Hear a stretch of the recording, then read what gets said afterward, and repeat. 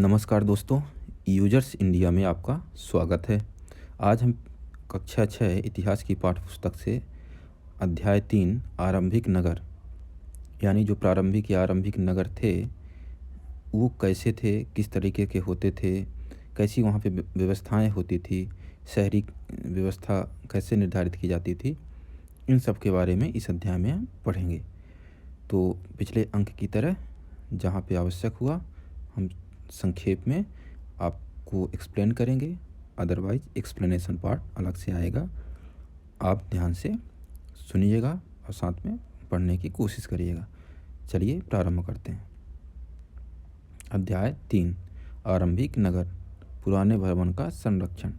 अब यहाँ पे दो बच्चों जसपाल और हरप्रीत की उदाहरण लेकर बात की जा रही है। जसपाल और हरप्रीत अपने घर के पास की गली में क्रिकेट खेल रहे थे।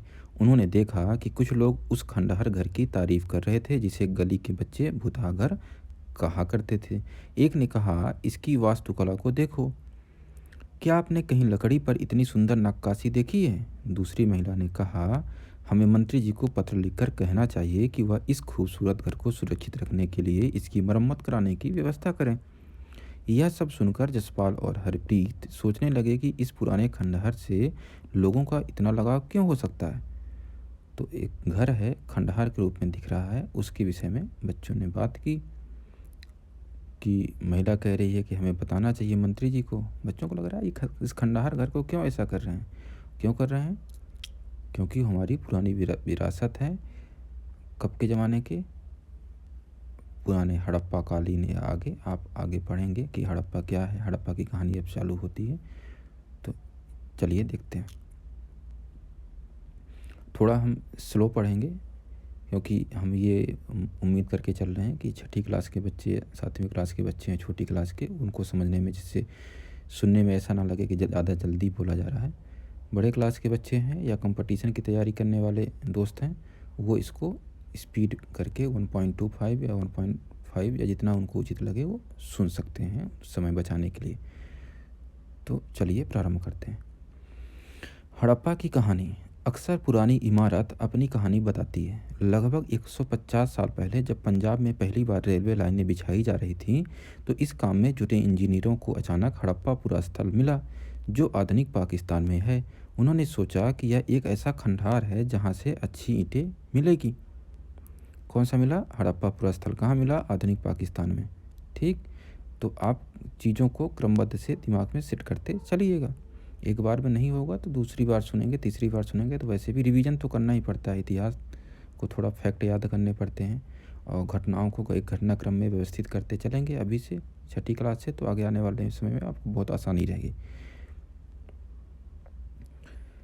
यह सोचकर वे हड़प्पा के खंडहरों से हजारों ईंटें उखाड़ ले गए, जिससे उन्होंने रेलवे लाइनें बिछाई। इससे कई इमारतें पूरी तरह नष्ट हो गईं। उसके बाद लगभग 80 साल पहले पुरातत्वविदों ने इस स्थल को ढूंढा और तब पता चला कि यह खंडहर उपमहाद्वीप के सबसे पुराने शहरों में से एक है। चूंकि इस नगर की खोज सबसे पहले हुई थी, इसीलिए बाद में मिलने वाले इस तरह के सभी पुरास्थलों में जो इमारतें और चीज़ें मिली, उन्हें हड़प्पा सभ्यता की इमारतें कहा गया। इन शहरों का निर्माण लगभग 4700 साल पहले हुआ था।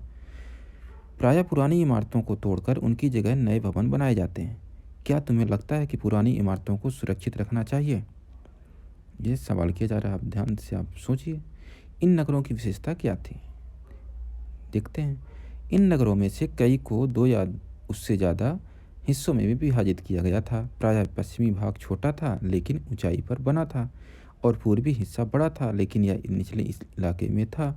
ऊंचाई वाले भाग को पुरातत्वविदों ने नगर दुर्ग कहा है और निचले हिस्से को निचला नगर कहा है। ऊंचाई वाले को नगर दुर्ग, निचले वाले को निचला नगर कहा है। दोनों हिस्सों की 4 दीवारियां पक्की ईंटों की बनाई जाती थी। इसकी ईंटें इतनी अच्छी पकी थी कि हजारों सालों बाद आज तक उनकी दीवारें खड़ी रही। दीवार बनाने के लिए ईंटों की चिनाई इस तरह करते थे जिससे कि दीवारें खूब मजबूत रहे। तो हड़प्पा कालीन जो घर बनाए जाते थे, उनकी दीवारें में जो ईंटें इस्तेमाल होती थी वो कैसी थी? कच्ची थी या पक्की? पक्की थी, और पक्की बहुत अच्छी तरीके से पकी, उत्तम क्वालिटी की ईंटें। ठीक, ये मानचित्र 3 दिया, उपमहाद्वीप के आरंभिक नगर। तो यहाँ पे आपको देख रहे हैं कि सबसे पश्चिम में सोतका को, फिर उसके ऊपर मोहनजोदड़ो, सिंध नदी के बगल में बहती है। सिंधु नदी के पश्चिम में मोहनजोदड़ो और सिंधु नदी के पूरब में चन्हू दड़ो। और उसके नीचे गुजरात वाले भाग में देखेंगे तो कौन सा है, धौलावीरा और सुरकोतदा। ठीक, सिंधु नदी के ही पूरब में क्या है, गंवेरी वाला, जो कि राजस्थान वाले एरिया में एक तरीके से पड़ जाएगा। फिर रावी नदी के पास क्या है नीचे, हड़प्पा, राखीगढ़ी, कालीबंगा। तो इस तरीके से आप गुजरात के इधर भाग में क्या है, लोथल, महाराष्ट्र के ऊपर वाले भाग में। तो इस तरीके से आप इन नगरों को देख सकते हैं। हड़प्पाकालीन ये नगर हैं, किन नदियों के किनारे आसपास बसे हैं, इसको आप ध्यान से देख सकते हैं। आगे चलते हैं। ये नगर आधुनिक पाकिस्तान के पंजाब और सिंध प्रांतों, भारत के गुजरात, राजस्थान, हरियाणा और पंजाब प्रांतों में मिले हैं। इन सभी स्थलों से पुरातत्वविदों को अनोखी वस्तुएं मिली हैं, जैसे मिट्टी के लाल बर्तन जिन पर काले रंग के चित्र बने थे, पत्थर के बाट, मुहरे, मनके, तांबे के उपकरण और पत्थर के लंबे ब्लेड आदि। कुछ नगरों के नगर दुर्ग में कुछ खास इमारतें बनाई गई थी। मिसाल के तौर पर मोहनजोदड़ो में खास तालाब बनाया गया था, जिसे पुरातत्वविदों ने महान स्नानागार कहा है। इस तालाब को बनाने में ईंट और प्लास्टर का इस्तेमाल किया गया था। इसमें पानी का रिसाव रोकने के लिए प्लास्टर के ऊपर चारकोल की परत चढ़ाई गई थी। इस सरोवर में दो तरफ से उतरने के लिए सीढ़ियां बनाई गई थीं और चारों ओर कमरे बनाए गए थे। इसमें भरने के लिए पानी कुएं से निकाला जाता था। उपयोग के बाद इसे खाली कर दिया जाता था। शायद यहाँ विशिष्ट नागरिक विशेष अवसरों पर स्नान किया करते थे। कालीबंगा और लोथर जैसे अन्य नगरों में अग्निकुंड अग्निकुंड मिले हैं। कहाँ मिले हैं? अग्निकुंड कालीबंगा और लोथर में, जहाँ संभवतः यज्ञ किए जाते होंगे। हड़प्पा, मोहनजोदड़ो और लोथल जैसे कुछ नगरों में बड़े बड़े भंडार गृह मिले हैं। कहाँ मिले भंडार गृह? हड़प्पा, मोहनजोदड़ो और लोथल। ठीक, ये महान स्नानागार है। ये महान स्नानागार कहाँ? कालीबंगा। ठीक, तो ये हड़प्पा कालीन नगरों में ये चीज़ें थी। आप इसको एक बार फिर से पढ़ लेंगे तो आपको समझ में आ जाएगा। भवन, नाले और सड़कें। इन नगरों के घर आमतौर पर एक या दो मंजिले होते थे। घर के आंगन के चारों ओर कमरे बनाए जाते थे। अधिकांश घरों में एक अलग स्नानागार होता था और कुछ घरों में कुएं भी होते थे। हड़प्पा के नगरों में ईंटों की चिनाई, ये किस तरीके से ईंट जोड़े जाते थे वो दिखाया गया। कई नगरों में ढके हुए नाले थे। इन्हें सावधानी से सीधी लाइन में बनाया जाता था। हर नाली में हल्की ढलान होती थी ताकि पानी आसानी से बह सके। अक्सर घरों की नालियों को सड़कों की नालियों से जोड़ दिया जाता था, जो बाद में बड़े नालों में मिल जाती थी। नालों के ढके होने के कारण इनमें जगह जगह पर मेन होल बनाए गए थे, जिनके जरिए इनकी देखभाल और सफाई की जा सके। घर, नाले और सड़कों का निर्माण योजनाबद्ध तरीके से एक साथ ही किया जाता था। तो योजनाबद्ध तरीके से घर, नाले और सड़कों का निर्माण होता था। यहाँ पर वर्णित घरों और पिछले अध्याय में वर्णित घरों में तुम्हें क्या अंतर दिखाई देता है? कोई दो अंतर बताओ। तो आपने पिछले अध्याय में जो पढ़ा था घर, इनमें तो क्या अंतर था आप समझिए और बताइए। नगरी जीवन अगला टॉपिक है कि नगरी जीवन। हड़प्पा के नगरों में बड़ी हलचल रहा करती होगी। यहाँ पर ऐसे लोग रहते होंगे जो नगर की खास इमारतें बनाने की योजना में जुटे रहते थे। ये संभवतः यहाँ के शासक थे। यह भी संभव है कि ये शासक लोगों को भेजकर दूर दूर से धातु, बहुमूल्य पत्थर और अनुपयोगी चीज़ें मंगवाते थे। शायद शासक लोग खूबसूरत मानकों तथा सोने चांदी से बने आभूषणों जैसी कीमती चीज़ों को अपने पास रखते होंगे। इन नगरों में लिपिक भी होते थे जो मोहरों पर तो लिखते ही थे और शायद अन्य चीज़ों पर भी लिखते होंगे जो बच नहीं पाई हैं। इसके अलावा नगरों में शिल्पकार, स्त्री पुरुष भी रहते थे जो अपने घरों या किसी उद्योग स्थल पर तरह तरह की चीज़ें बनाते रहेंगे। लोग लंबी यात्राएं भी करते थे और वहाँ से उपयोगी वस्तुएं लाते थे और साथ ही लाते थे सुदूर देशों की किस्से, कहानियाँ। मिट्टी से बने कई खिलौने भी मिले हैं जिनसे बच्चे खेलते होंगे। दो सवाल है, नगर में रहने वाले लोगों की एक सूची बनाओ। दूसरा, क्या इनमें कुछ ऐसे लोग हैं जो मेहरगढ़ जैसे गाँव में रहते थे? ये पूछा जा रहा है। सबसे ऊपर मोहनजोदड़ो की एक सड़क और उसमें बना नाला। तो सड़क में कैसे नाले बनते थे आज देखिए। ऊपर एक कुआं, तो इधर नाला, ऊपर एक कुआं। बाईं ओर नीचे हड़प्पा की एक मुहर, ये मुहरें बन दी गई। इस मुहर के ऊपर के चिन्ह एक खास लिपि में है। उपमहाद्वीप में पाए गए लेखन का यह प्राचीनतम उदाहरण है। विद्वानों ने इसे पढ़ने की कोशिश की है, लेकिन अभी तक यह पता नहीं चल पाया है कि इसका अर्थ क्या है। और दाईं ओर नीचे पक्की मिट्टी के खिलौने। क्या है? पक्की मिट्टी के खिलौने। नगर और नए शिल्प। आओ अब कुछ ऐसी चीज़ों के बारे में अध्ययन करें जो हड़प्पा के नगरों से प्राप्त हुई हैं। पुरातत्वविदों को जो चीज़ें वहाँ मिली हैं उनमें अधिकतर पत्थर, संग, तांबे, कांसे, सोने और चांदी जैसी धातुओं से बनाई गई थी। तांबे और कांसे से औजार, हथियार, गहने और बर्तन बनाए जाते थे। सोने और चांदी से गहने और बर्तन बनाए जाते थे। यहाँ मिली सबसे आकर्षक वस्तु में मन के बाट और फलक है। क्या है? मन के बाट और फलक। ऊपर पत्थर के बाट देखो दिया गया है। कितने ध्यान से और उपयुक्त तरीके से इन बाटों को बनाया गया है। इन्हें चर्ट पत्थर से बनाया गया था। कौन से पत्थर? चर्ट पत्थर। इन्हें शायद बहुमूल्य पत्थर और धातुओं को तोड़ने के लिए बनाया गया होगा। मध्य में बाएं बन के, ये देखो, ये और चित्र दिया गया है। मध्य में बाएं मन के इनमें से कई कार्निलियन पत्थरों से बनाए गए थे। पत्थरों को काट और तराश कर मन के बनाए गए। इनके बीच छेद किए गए थे ताकि धागा डालकर माला बनाई जाए। मध्य में दाएं पत्थर के धारदार फलक। नीचे दाएं कढ़ाईदार वस्त्र। एक महत्वपूर्ण व्यक्ति की पत्थर से बनी मूर्ति जो मोहनजोदड़ो से मिली थी, इसमें उसे कढ़ाईदार वस्त्र पहने दिखाया गया है। ये जो ऊपर बनाया गया है। हड़प्पा सभ्यता के लोग पत्थर की मुहरें बनाते थे। इन आयताकार मुहरों पर सामान्यतः जानवरों के चित्र मिलते हैं। हड़प्पा सभ्यता के लोग काले रंग से डिजाइन किए हुए खूबसूरत लाल मिट्टी के बर्तन बनाते थे। अध्याय 2 में तुमने जिन गांवों के बारे में पढ़ा, क्या वहाँ भी धातु का उपयोग होता था? क्या वे पत्थर के बाट बनाते थे? बताइए, आपने पढ़ा है।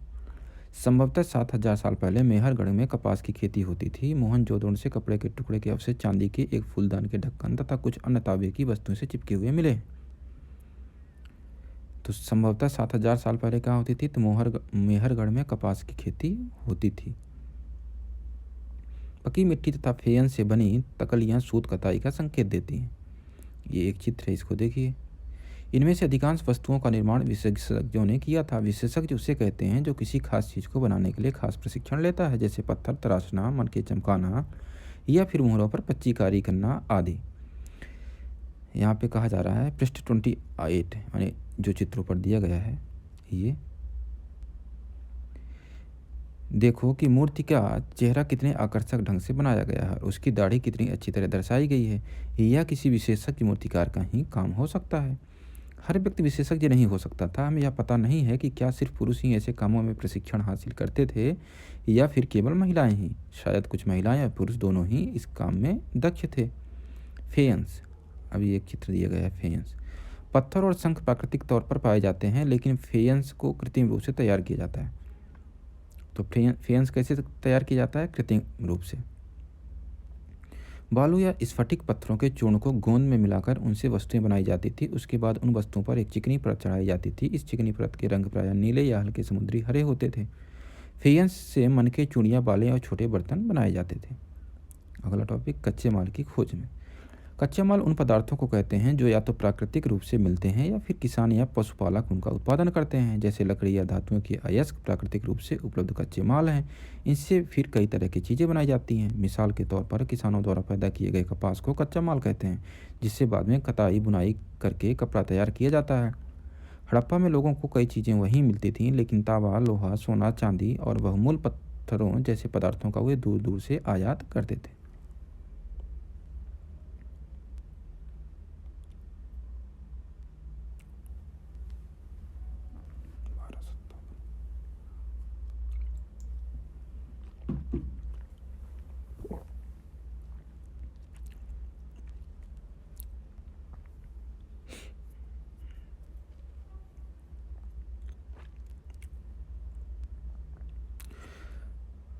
हड़प्पा के लोग तांबे का आयात संभवतः आज के राजस्थान से करते थे। यहाँ तक कि पश्चिम एशियाई देश ओमान से भी तांबे का आयात किया जाता था। कांसा बनाने के लिए तांबे के साथ मिलाई जाने वाली धातु टिन का आयात आधुनिक ईरान और अफगानिस्तान से किया जाता था। सोने का आयात आधुनिक कर्नाटक और बहुमूल्य पत्थर का आयात गुजरात, ईरान और अफगानिस्तान से किया जाता था। अगला टॉपिक, नगरों में रहने वाले लोगों के लिए भोजन। लोग नगरों के अलावा गांवों में भी रहते थे। वे अनाज उगाते थे और जानवर पालते थे। किसान और चरवाहे ही शहरों में रहने वाले शासकों, लेखकों और दस्तकारों को खाने के सामान देते थे। पौधों के अवशेषों से पता चलता है कि हड़प्पा के लोग गेहूं, जौ, दालें, मटर, धान, तिल और सरसों उगाते थे। क्या क्या उगाते थे? हड़प्पा के लोग गेहूँ, जौ, दालें, मटर, धान, तिल और सरसों उगाते थे। और मेहरगढ़ में गेहूँ और जौ की पहले और धान 3 उदाहरण मिले हैं, जबकि यहाँ पे हड़प्पा के लोग गेहूँ, जौ, दालें, मटर, धान, तिल और सरसों उगाते थे। चीज़ों को एक जगह से दूसरी जगह कैसे ले जाया जाता था? इन चित्रों को देखो, एक खिलौना है और दूसरी एक मुहर। क्या तुम बता सकते हो कि हड़प्पा के लोग यातायात के लिए किन साधनों का उपयोग करते थे? पिछले अध्यायों में क्या तुमको पहिए वाले वाहनों की जानकारी दी गई है? तो ये आपको बात किया जा रहा है बच्चों का खिलौना हल। आज हल चलाने वाले ज़्यादातर किसान पुरुष होते हैं। हमें ज्ञात नहीं है कि क्या हड़प्पा में भी यही प्रथा थी। जमीन की जुताई के लिए हल का प्रयोग एक नई बात थी। हड़प्पा काल के हल तो नहीं बच पाए हैं क्योंकि वे प्रायः लकड़ी से बनाए जाते थे। तो हड़प्पा कालीन हल कैसे बनाए जाते थे? लकड़ी से। लेकिन हल के आकार के खिलौने मिले हैं। इस क्षेत्र में बारिश कम होती है, इसलिए सिंचाई के लिए लोगों ने कुछ तरीके अपनाए होंगे। समतल पानी का संचय किया जाता होगा और ज़रूरत पड़ने पर उनसे फसलों की सिंचाई की जाती होगी। यानी हड़प्पा काल में सिंचाई की भी सुविधा थी। हड़प्पा के लोग गाय, भैंस, भेड़ और बकरियां पालते थे। बस्तियों के आसपास तालाब और चारागाह होते थे, लेकिन सूखे महीनों में मवेशियों के झुंडों को चारा पानी की तलाश में दूर दूर तक ले जाया जाता था। वे बेर जैसे फलों को इकट्ठा करते थे, मछलियां पकड़ते थे और हिरण जैसे जानवरों का शिकार भी करते थे।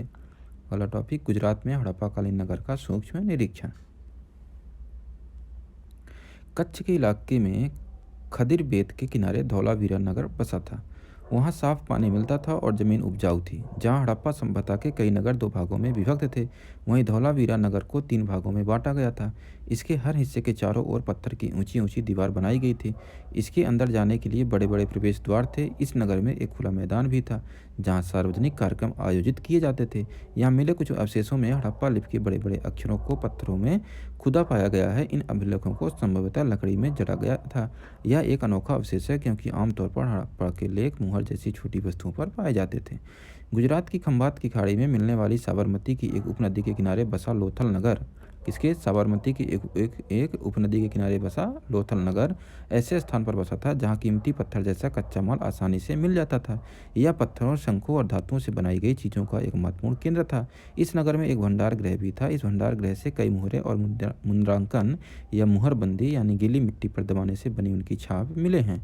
यहाँ पर एक इमारत मिली है जहाँ संभवतः मनके बनाने का काम होता था। पत्थर के टुकड़े, अधबने मन के बनाने वाले उपकरण और तैयार मन के भी यहाँ मिले हैं। लोथल का बंदरगाह, ये चित्र दिया गया है लोथल के बंदरगाह का। यह बड़ा तालाब लोथल का बंदरगाह रहा होगा जहाँ समुद्र के रास्ते आने वाली नावें रुकती थी। संभवतः यहाँ पर माल चढ़ाया उतारा जाता होगा। अगला टॉपिक, मुद्रा यानी मुहर और मुद्रांकन या मुहर बंदी। मुहरों का प्रयोग सामान से भरे उन डिब्बों या थैलों को चिन्हित करने के लिए किया जाता होगा जिन्हें एक जगह से दूसरी जगह भेजा जाता था। थैले को बंद करने के बाद उनके मुहानों पर गीली मिट्टी पोतकर उन पर मुहर लगाई जाती थी। मुहर की छाप को मुहर बंदी कहते हैं, जैसे यहाँ पे आप देख सकते हैं। अगर यह छाप टूटी हुई नहीं होती थी तो यह साबित हो जाता था कि सामान के साथ छेड़छाड़ नहीं हुई है। अब एक यहाँ पे सवाल पूछा जा रहा है, आप देखिए इसे। सभ्यता के अंत का रहस्य। तो सभ्यता के अंत का रहस्य कैसे हुआ, इसके बारे में बात की गई है आगे। लगभग 3900 साल पहले एक बड़ा बदलाव देखने को मिलता है। अचानक लोगों ने इन नगरों को छोड़ दिया। लेखन, मुहर और बाँटों का प्रयोग बंद हो गया। दूर दूर से कच्चे माल का आयात काफ़ी कम हो गया। मोहनजोदड़ो में सड़कों पर कचरे के ढेर बनने लगे। जल निकास प्रणाली नष्ट हो गई और सड़कों पर ही झुग्गीनुमा घर बनाए जाने लगे। यह सब क्यों हुआ, कुछ पता नहीं। कुछ विद्वानों का कहना है कि नदियाँ सूख गई थीं। अन्य का कहना है कि जंगलों का विनाश हो गया था। इसका कारण ये हो सकता है कि ईंटें पकाने के लिए ईंधन की ज़रूरत पड़ती थी। इसके अलावा मवेशियों के बड़े बड़े झुंडों से चारागाह और घास वाले मैदान समाप्त हो गए होंगे। कुछ इलाकों में बाढ़ आ गई, लेकिन इन कारणों से यह स्पष्ट नहीं हो पाता है कि सभी नगरों का अंत कैसे हो गया, क्योंकि बाढ़ और नदियों के सूखने का असर कुछ ही इलाकों में हुआ होगा। ऐसा लगता है कि शासकों का नियंत्रण समाप्त हो गया। जो भी हुआ हो, परिवर्तन का असर बिल्कुल साफ दिखाई देता है। आधुनिक पाकिस्तान के सिंध और पंजाब की बस्तियाँ उजड़ गई थीं। कई लोग पूर्व और दक्षिण के इलाकों में नई और छोटी बस्तियों में जाकर बस गए। इसके लगभग 1400 साल बाद नए नगरों का विकास हुआ। इनके बारे में तुम अध्याय 5 और 8 में पढ़ोगे। अन्यत्र अपने एटलस में मिस्र ढूंढो। नील नदी के आसपास वाले इलाकों को छोड़कर मिस्र का अधिकांश भाग रेगिस्तान है। एक देश मिस्र ढूंढने को आपको कहा जा रहा है। लगभग 5000 साल पहले मिस्र में शासन करने वाले राजाओं ने सोना चांदी, हाथी दांत, लकड़ी और हीरे जवाहरात लाने के लिए अपनी सेनाएं दूर दूर तक भेजी। इन्होंने बड़े बड़े मकबरे बनवाए जिन्हें पिरामिड के नाम से जाना जाता है। तो पिरामिड क्या थी, ये चित्र दिया गया है कि ऊपर नुकीला, नीचे आयताकार, चौड़ा। राजाओं के मरने पर उनके शवों को इन्हीं पिरामिडों में दफनाकर सुरक्षित रखा जाता था। इन शवों को मम्मी कहा जाता है। उनके शवों के साथ और भी अनेक चीज़ें दफनाई जाती थी। इनमें खाद्यान्न, पेय, वस्त्र, गहने, बर्तन, वाद्य यंत्र, हथियार और जानवर शामिल हैं। कभी कभी शव के साथ उनके सेवक और सेविकाओं को भी दफना दिया जाता था। दुनिया के इतिहास में शवों को दफनाने की परंपरा को देखते हुए मिस्र में सबसे ज़्यादा धन दौलत खर्च किया जाता था। यहाँ पे सवाल है, क्या तुम्हें लगता है कि मरने के बाद इन राजाओं को इन चीज़ों की ज़रूरत पड़ी होगी? बताइए, कल्पना करो। यहाँ पे बात की जा रही है कुछ सोचने के लिए कि तुम अपने माता पिता के साथ 4000 साल पहले लोथल से मोहनजोदड़ो की यात्रा कर रहे हो। आपको ये सोचने के लिए कहा जा रहा है, यह बताओ कि तुम यात्रा कैसे करोगे। तुम्हारे माता पिता यात्रा के लिए अपने साथ साथ क्या लेके जाए, अपने साथ क्या क्या लेके जाएंगे और मोहनजोदड़ो में तुम क्या देखोगे। तो ये आपसे सोचने को बोला गया है। कुछ शब्द हैं उपयोगी शब्द, इनको ध्यान में रखिए। नगर, नगरदुर्ग, शासक, लिपिक, मुहर, शिल्पकार, धातु विशेषज्ञ, कच्चा माल, हल और सिंचाई। और याद करें। तो ये अब आपको यहाँ पे सवाल किए गए हैं, इन सवालों के आप उत्तर देने की कोशिश कीजिए। इस अंक में अभी के लिए इतना ही। अगले अंक में हम आपसे फिर मिलेंगे। लाइक, शेयर, कमेंट करना बिल्कुल मत भूलिएगा। अधिक से अधिक लोगों तक आप पहुँचाने की कोशिश ज़रूर करिएगा। कुछ महत्वपूर्ण तिथियाँ हैं कि मेहरगढ़ में कपास की खेती लगभग 7000 साल पहले मिली। नगरों का आरंभ लगभग 4700 साल पहले हुआ। हड़प्पा के नगरों के अंत की शुरुआत लगभग 3900 साल पहले हुई। अन्य नगरों का विकास लगभग 2500 साल पूर्व हुआ। तो आप इनको याद रखिए क्योंकि आपके लिए महत्वपूर्ण भी हैं। तो आपका इस अंक में बहुत बहुत धन्यवाद।